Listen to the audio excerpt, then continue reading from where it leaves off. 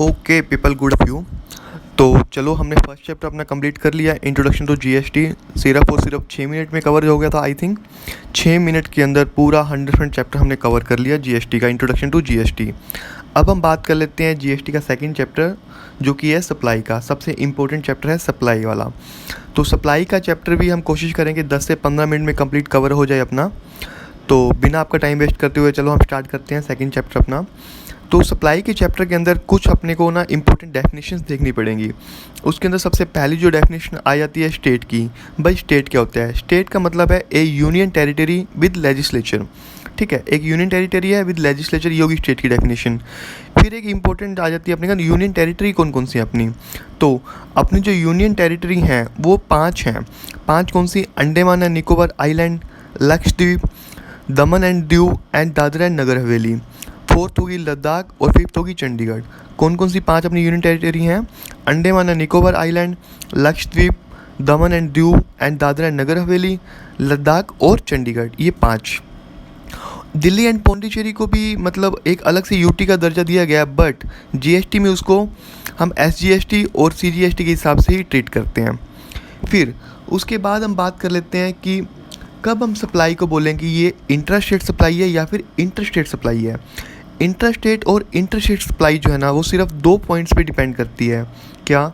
देखो, supply of goods और services shall be treated as inter state supply where location of supplier और place of supply, ये 2 word important है, location of supplier और place of supply, two different state, two different union territory और a state और union territory. ठीक है, तब हम बोलेंगे कि इंटर स्टेट सप्लाई होगी। इंटर स्टेट सप्लाई कब बोलेंगे?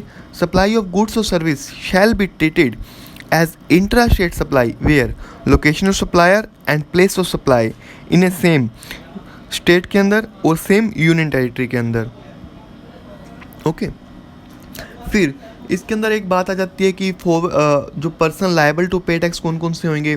देखो, अगर 3 तरह से टैक्स पे होता है, या तो फॉरवर्ड चार्ज में, या रिवर्स चार्ज में, या फिर ई कॉमर्स में। फॉरवर्ड चार्ज में जो टैक्स पे करेगा वो कौन करेगा? Taxable person making intra state supply. ठीक है, जो बंदा सप्लाई करेगा वही टैक्स देगा, मतलब taxable person making intra state supply liable to pay tax under forward charge. अब टैक्सेबल पर्सन कौन होता है?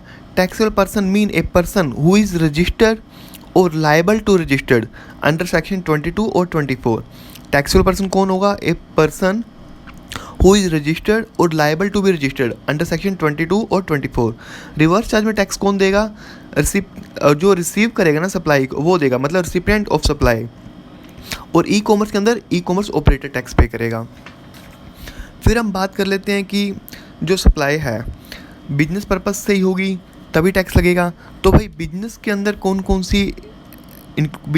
कौन इंक्लूड होगा? मतलब business include any trade, commerce, manufacture, दोबारा से any trade, commerce, manufacture, profession, vocation, adventure, wager और any other similar activity. Business के अंदर कौन कौन होएगा? Any trade, commerce, manufacture, profession, vocation, adventure या फिर वेजर और एनी अदर सिमिलर एक्टिविटी, ये बिजनेस में आएगा। साथ के साथ कोई भी इंसिडेंटल या एंसिलरी एक्टिविटीज़ हो जाएंगी जो ये फर्स्ट पॉइंट से रिलेट होंगी। कौन कौन सी? Trade, commerce, manufacture, profession, vocation, adventure, wager से रिगार्डिंग। और वो भी एक्टिविटीज़ बिजनेस में मानी जाएंगी। कौन सी? वेदर और not there is a volume, frequency, continuity, regularity. ठीक है, कभी कभी बिजनेस में एक्टिविटीज़ होती हैं, वॉल्यूम ज़्यादा होता है, कभी कम होता है, फ्रीक्वेंसी, कंटिन्यूटी, ये सभी बिजनेस की एक्टिविटीज़ में ही आएंगी अगर ये फर्स्ट पॉइंट से रिलेट होती हैं तो। और साथ के साथ in connection with the commencement और क्लोजर ऑफ बिजनेस स्टार्ट करने से पहले की एक्टिविटी और बाद की एक्टिविटी भी बिजनेस के साथ ही रिलेट होंगी। और साथ में ये एक्टिविटीज़ भी बिजनेस में आएंगी। कौन कौन सी? जो एक्टिविटी एसोसिएटेड विद क्लब के रिगार्डिंग होगी, जो फैसिलिटेट और बेनिफिट देते हैं अपने मेंबर्स को, या किसी प्रीमाइस के अंदर एडमिशन की एंट्री की फीस होगी, जो भी admission in the any premises, या फिर holder of any office which has been accepted by him in the course of further of trade, profession और वोकेशन। जिस बंदे ने ऑफिस होल्ड किया हुआ है किस पर्पज़ के लिए? प्रोफेशन या फिर वोकेशन के लिए। या फिर जो रेस क्लब्स की एक्टिविटीज़ होगी, और any activity transaction with by the central government या फिर state government engage in as public authorities. Okay, तो ये 9 एक्टिविटीज़ हैं जो बिजनेस में आएंगी। बिजनेस के अंदर 9 एक्टिविटीज़ कौन कौन सी हैं? पहली, any trade, commerce, manufacture, profession, vacation, adventure, wager और एनी अदर सिमिलर एक्टिविटी। फिर बात कर लेते हैं इससे इंसिडेंटल या फिर एंसिलरी की।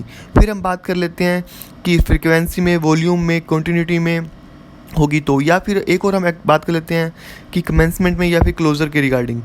उसके बाद ये तो कि 4 नॉर्मल। फिर ये जो क्लब सोसाइटीज़ की बात कर ली, फिर हमने एडमिशन इन एनी प्रीमाइस के बारे में बात कर ली, या फिर हमने होल्डर ऑफ एनी ऑफिस के बारे में बात कर ली, और एक्टिविटी इंक्लूड होगी जो रेस क्लब वगैरह की होगी, या फिर ओके गुड। उसके बाद हम बात करने वाले हैं अब किस रिगार्डिंग कि डेफिनेशन है जो इंडिया की डेफिनेशंस में क्या आएगा। देखो, इंडिया की डेफिनेशंस में आएगा टेरिटरी ऑफ इंडिया की टेरिटरी होगी पहली बात तो। उसके बाद टेरिटरी इंक्लूड क्या, territorial water, seabed, subsoil under such water, continental shelf, exclusive economic zone and other maritime zone, और airspace above the territory और टेरिटरी वाटर। देखो दोबारा बोलते हैं, टेरिटरी के अंदर देखो इंडिया की डेफिनेशन में आएगा इट्स टेरिटरी, टेरिटोरियल वाटर के नीचे वाला सी बेड और सब सोयल। फिर उसके बाद हम बात करेंगे कॉन्टिनेंटल शेल्फ की, कॉन्टिनेंटल शेल्फ के बाद में एक्सक्लूसिव इकोनॉमिक जोन की, और एयर स्पेस में बात करें तो अबव द टेरिटरी और टेरिटोरियल वाटर के बारे में बात करेंगे। ठीक है, फिर हम देख लेते हैं कि रिसिपिएंट कौन होते हैं, जो बंदा रिसीव करता है। देखो, अगर कंसिडरेशन पे किया जा रहा है तो पर्सन लायबल टू पे, वो रिसिपिएंट मान लेंगे। अगर कंसिडरेशन पे नहीं किया जा रहा, पर्सन टू होम गुड्स और सर्विस डिलीवर किया उसको मान लेंगे। अगर इन दोनों में से कोई भी चीज़ नहीं है तो पर्सन इंक्लूडिंग एज एजेंट। ठीक है, फिर इसके अंदर सप्लाई के अंदर एक सबसे इंपॉर्टेंट पॉइंट आ जाता है। सबसे इंपॉर्टेंट जो टॉपिक है वो है डीडीपी का। डीडीपी क्या होता है, deemed distinct person. Deemed distinct person कौन सा, a person who has obtain और is required to obtain more than one registration. Deemed distinct person तो तभी बनेगा ना जब a person who has obtain और is required to obtain more than one registration, whether in one state or union territory or more than one state or union territory, in respect of each such registration be treated as deemed distinct person for the purpose of this act। ठीक है, DDP कौन होएगा, deemed distinct person किसको मानेंगे, जो person registration ले चुका है, एक रजिस्ट्रेशन से ज़्यादा रजिस्ट्रेशन ले चुका है एक स्टेट के अंदर या फिर यूनियन टेरिटरी के। डेफिनेशन रिपीट कर रहा हूँ, a person who has obtain और is required to obtain more than one registration, whether in one state or union territory or more than one state or union territory। ठीक है, ये हो गया डीडीपी का कंसेप्ट। फिर हम बात कर लेते हैं कि सीटीपी और एनआरटीपी का कंसेप्ट। सीटीपी और एनआरटीपी के अंदर देखो जो डिफरेंसेस की बात करेंगे ना, वो डिफरेंसेस 5 तरह के हो सकते हैं। एक तो रजिस्ट्रेशन के रिगार्डिंग, दूसरा थ्रेशोल्ड के लिमिट, कॉम्पोजिशन स्कीम, रिटर्न और आईटीसी। रजिस्ट्रेशन जो इनको मिलेगा, देखो सीटीपी और एनआरटीपी को रजिस्ट्रेशन लेना कंपलसरी है। ठीक है, जो सीटीपी रजिस्ट्रेशन लेगा वो REG01 फॉर्म में लेगा और एनआरटीपी REG09 में लेगा। थ्रेशोल्ड लिमिट इनको कोई मिलती नहीं है, कॉम्पोजिशन स्कीम भी इनके ऊपर एप्लीकेबल होती नहीं है। रिटर्न तो देगा जो सीटीपी वो GSTR 1 में देगा, GSTR 2 और GSTR 3, और एनआरटीपी जो रिटर्न भरेगा वो अपनी GSTR 5 में भरेगा। आईटीसी प्रोविज़न के रिगार्डिंग देखो, सीटीपी तो अपना सारा आईटीसी ले सकता है, बट एनआरटीपी जो उसने गुड्स इंपोर्ट किया ना, सिर्फ उसी के अगेंस्ट वो अपना इनपुट टैक्स क्रेडिट क्लेम कर सकते हैं। और जो सीटीपी और एनआरटीपी का रजिस्ट्रेशन है उनको 5 डेज़ प्रायर लेना पड़ेगा। साथ ही साथ इनका जो रजिस्ट्रेशन की वैलिड है वो सिर्फ 90 डेज़ का हो सकता है, और फर्दर एक्सटेंशन इनको मैक्सिमम 90 डेज़ का और मिल सकता है। उसके बाद हम बात करने वाले हैं अब सप्लाई के बारे में कि एक्चुअल में सप्लाई है क्या। सप्लाई से पहले सप्लाई होगा किसका, गुड्स या फिर सर्विसेज का होगा, बट गुड्स की डेफिनेशन अलग है, सर्विस की डेफिनेशन अलग है। तो हम बात कर लेते हैं पहले गुड्स की डेफिनेशन के बारे में। Goods any kind of movable property but exclude money and security. ठीक है, गुड्स मतलब any kind of movable property exclude money and security but include actionable claims, growing crops, grass and things attached to or forming a part of land as agreed to be served before or under a contract of supply। goods की definition क्या है sorry, goods any kind of movable property exclude money and security but include actionable claim, growing crops, grass, things attached to or forming a part of land being served under a contract of supply। और फिर हम बात कर लेते हैं कि service की definition क्या है। सर्विस की definition service mean other than goods, ये सर्विस की डेफिनेशन होगी. But exclude monies and security, but include separate consideration charge for use और कन्वर्जन ऑफ सच मनी. ठीक है, ये होगी गुड्स और सर्विस की डेफिनेशन. अब हम बात करते हैं सप्लाई की. सप्लाई का मतलब क्या है?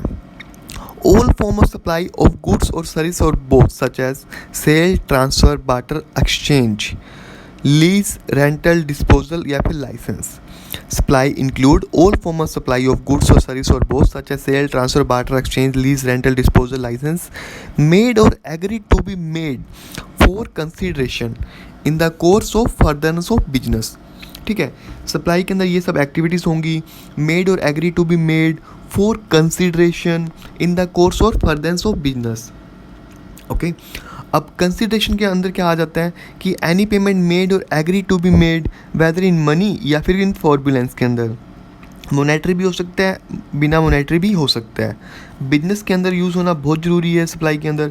और साथ के साथ सप्लाई की डेफिनेशन में इंक्लूड होगा इंपोर्ट ऑफ सर्विसेज. अब इंपोर्ट ऑफ सर्विस अगर आपने कंसिडरेशन पे करके लिया तो चाहे वो बिजनेस के लिए लिया हो चाहे ना लिया हो, वो आपकी सप्लाई की डेफिनेशन में ही आएगा. और सप्लाई में इंक्लूड होगा शेड्यूल 1 की एक्टिविटीज़ भी. ठीक है, तो हमने क्या कहा, सप्लाई की डेफिनेशन क्या है? Supply includes all form of supply of goods और सर्विसेज और both such as sale, transfer, barter, exchange, lease, rental, disposal made और agree to be made for consideration in the course or furtherance of business, plus import of service for consideration whether used in business or not, और schedule 1 की activities. अब schedule 1 की activities कौन कौन सी हैं? 4 तरह की एक्टिविटी शेड्यूल 1 में है. इसमें क्या है? शेड्यूल 1 की एक्टिविटीज़ वो एक्टिविटीज़ हैं चाहे तुमने कंसिडरेशन हो चाहे ना हो फिर भी हम उसको सप्लाई मानेंगे. पहला, permanent transfer disposal of business assets where input tax credit has been availed. आपने आईटीसी लिया और अपने बिजनेस की एसेट्स को परमानेंट ट्रांसफ़र कर दिया या डिस्पोज कर दिया जिसका, तो हम उसको सप्लाई मान लेंगे चाहे इसमें कंसिडरेशन है चाहे नहीं है. अब एक क्वेश्चन बन जाता है कि permanent transfer of business assets जिस पे हमने आईटीसी नहीं लिया बट हमने कंसिडरेशन के थ्रू अगेंस्ट हमने उसको सेल कर दिया तो भी वो सप्लाई की डेफिनेशन में आ जाएगा. दूसरा आ जाता है सप्लाई ऑफ गुड्स और सर्विस और बोथ बिटवीन रिलेटेड पर्सन और डीम डिस्ट्रिक्ट पर्सन के अंदर. Third point, by principal to is agent और agent to principal. Fourth point service के रिगार्डिंग ही है. अगर तुमने सर्विस इंपोर्ट की है चाहे वो कंसिडरेशन नहीं है बट तुमने ली किससे हैं? अपने रिलेटेड पर्सन मतलब डीम डिस्ट्रिक्ट पर्सन से ली हैं और तुमने वो बिजनेस में यूज़ की हैं तो हम उसे सप्लाई में इंक्लूड कर लेंगे. शेड्यूल 1 में 4 एक्टिविटीज़ हैं. परमानेंट ट्रांसफर और disposal of business asset on which ITC has been claim. दूसरा, सप्लाई ऑफ गुड्स और सर्विस और बोथ बिटवीन रिलेटेड पर्सन और deem district person. Third, principal to agent, agent to principal. पर ध्यान रखना अगर एजेंट अपना सेपरेट इनवॉइस बना के दे रहे हैं तो सप्लाई हो गया किसका? एजेंट का. अगर एजेंट अपना इनवॉइस नहीं बना के दे रहा तो सप्लाई मानेंगे हम प्रिंसिपल का. फिर import of service without consideration. Without consideration तुमने सर्विस इंपोर्ट की बट किससे की? अपने डीम्ड डिस्ट्रिक्ट पर्सन से की प्लस वो बिजनेस में यूज़ हुआ तभी हम मानेंगे कि ये सप्लाई है. देखो, सप्लाई विद कंसिडरेशन है चाहे तो बिजनेस में यूज़ करो. इंपोर्ट ऑफ सर्विस अगर विदाउट कंसिडरेशन है तो एक बात देखो, तुमने डीम्ड डिस्ट्रिक्ट पर्सन से ली, हाँ सर ली, प्लस हमने बिजनेस में यूज़ किया, ये दोनों एक्टिविटीज़ फुलफिल हो रही हैं तो हम इसको सप्लाई मानेंगे. अगर तुमने इंपोर्ट ऑफ सर्विस की, कंसिडरेशन पे की है, उस केस में चाहे तुम बिजनेस में यूज़ करो चाहे ना करो वो तुम्हारी ऑटोमेटिक ही सप्लाई में इंक्लूड होगा ही होगा. ठीक है, फिर उसके बाद हम बात कर लेते हैं कि शेड्यूल 3 की एक्टिविटी जो बिजनेस की एक्टिविटी से बाहर है जिसको सप्लाई मानेंगे ही नहीं. कौन कौन सी? एम्प्लॉयर एम्प्लॉय की एक्टिविटीज़ होगी जो एम्प्लॉय ने एम्प्लॉयर को सर्विसेज दी. ठीक है, उसके बाद कोर्ट और ट्रिब्यूनल की सर्विसेज होगी. फिर हम बात कर लेते हैं मेंबर ऑफ पार्लियामेंट की सर्विस होगी. फिर फ्यूनरल ब्यूरल की सर्विसेज हो जाएंगी. लैंड एंड बिल्डिंग सेल किया उसकी वो हो गया. एक्शनेबल क्लेम्स हो गए. या फिर जो सप्लाईज ऑफ गुड्स और सर्विसेज है, supply of goods from a place of non taxable territory to another non taxable territory without such goods entry into India. और supply of warehouse of goods any person before clearance for home consumption. इसके 8 points हैं. कौन कौन से? Employer employee की services, court tribunal की services, उसके बाद एमपी एमएलए की सर्विसेज, देन फ्यूनरल ब्यूरल की सर्विसेज, फिर land and building, actionable claims और without goods entry into India. और सप्लाई आपने सेल कर दिया, supply of warehouse goods before clearance for home consumptions. ठीक है। इसका एक शॉर्टकट भी था 8 पॉइंट का कि एम्प्लॉयर एम्प्लॉय का झगड़ा हुआ, ठीक है, दोनों कोर्ट में गए, कोर्ट और ट्रिब्यूनल की सर्विसेज ली गई, MP MLA की सिफारिश लगवाई, कोर्ट का फैसला आने से पहले वो मर गए, फ्यूनरल ब्यूरो की सर्विसेज, पता चला जो झगड़ा था वो लैंड एंड बिल्डिंग का था, जो कि एक्शनेबल क्लेम में जीती गई थी, जो लॉटरी बैटिंग गैम्बलिंग जो इंडिया के बाहर खेली गई थी, और इंडिया के अंदर होम कंजप्शन के लिए क्लियर करवाने से पहले हमने सप्लाई कर दिया। 8 पॉइंट क्लियर। फिर देख लेते हैं कि गुड्स और सर्विसेज के अंदर किसको हम गुड्स की डेफिनेशन मिलेंगे, किसको सर्विस की डेफिनेशन मिलेंगे। अगर ट्रांसफ़र ऑफ गुड्स है, ठीक है, उसके अंदर अगर टाइटल ही ट्रांसफ़र कर दिया आपने, टाइटल ट्रांसफ़र हो गया तो सप्लाई ऑफ गुड्स, अगर टाइटल ट्रांसफ़र नहीं हो तो supply of services. Land and building में सेम है, अगर लीज वगैरह में दिया है तो सप्लाई ऑफ सर्विस, अगर टाइटल दे दिया तो आपका सप्लाई ऑफ गुड्स में आ जाएगा। और किसी चीज़ पे ट्रीटमेंट वगैरह करना वो भी सप्लाई ऑफ सर्विसेज है। ट्रांसफ़र ऑफ बिजनेस एसेट तो सप्लाई ऑफ गुड्स मानेंगे। टेम्परेरी ट्रांसफ़र किया है, किसी को यूज़ करने के लिए दिया है तो ट्रांसफ़र ऑफ सर्विसेज हो गया। ओके। और इसके अंदर सबसे मेन इंपॉर्टेंट टॉपिक एक और आता है सेक्शन 8 की। सेक्शन 8 मतलब कंपोजिट सप्लाई और मिक्स सप्लाई। कंपोजिट सप्लाई कौन सी होती है? कंपोजिट सप्लाई 2 और more taxable supply of goods और सर्विस और बोथ, ठीक है, which are naturally bundle supply in conjunction with each other in the ordinary course of business and one which is a principal supply. Composite supply में 3 word बहुत ज़्यादा important है। 2 और more taxable supply होने चाहिए, विच are naturally bundle होने चाहिए, ordinary course के अंदर हमने दिए हैं, और उनमें से एक प्रिंसिपल सप्लाई होना चाहिए, ठीक है। और मिक्स सप्लाई की डेफिनेशन में आ जाता है 2 और मोर इंडिविजुअल सप्लाईज होंगी, ठीक है, supply by taxable person which are not supply in ordinary course of business. और जो इसके ऊपर टैक्स रेट लगेगा वो जो मैक्सिमम जो रेट होगा ना, उसके अंदर कोई एक प्रोडक्ट का जो मैक्सिमम रेट होगा उस सारे मैक्सिमम रेट से सभी को हम टैक्सेबल कर देंगे। तो मिक्स सप्लाई की डेफिनेशन दोबारा देख लेते हैं। 2 और more individual supply of goods और services made in conjunction with each other by a taxable person for a single price, ठीक है, where such supply does not constitute a composite supply. तो ये पूरा का पूरा चैप्टर सप्लाई का complete हो गया, ठीक है। मैक्सिमम से मैक्सिमम मेरा कोशिश यही रहेगी कि सारा का सारा चैप्टर 5 से 10 मिनट में कंप्लीट हो जाए, लास्ट में रिवीजन करना बहुत आसान हो जाए।